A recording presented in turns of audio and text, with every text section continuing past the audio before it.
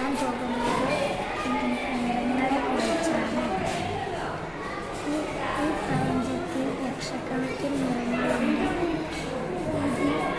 ഈ നിറങ്ങളെ അടിസ്ഥാന നിറങ്ങളായ ചുവപ്പ്, പച്ച, നീല നിറങ്ങളാണ് മറ്റ് നിറങ്ങൾക്ക് നിറങ്ങൾ ചെയ്യുന്നത്. ചെയ്ത് നോക്കാം. ഫസ്റ്റ് ഞാൻ പച്ചയാണ് കത്തിക്കുന്നത്. പിന്നെ ഞാൻ ചുവപ്പ്.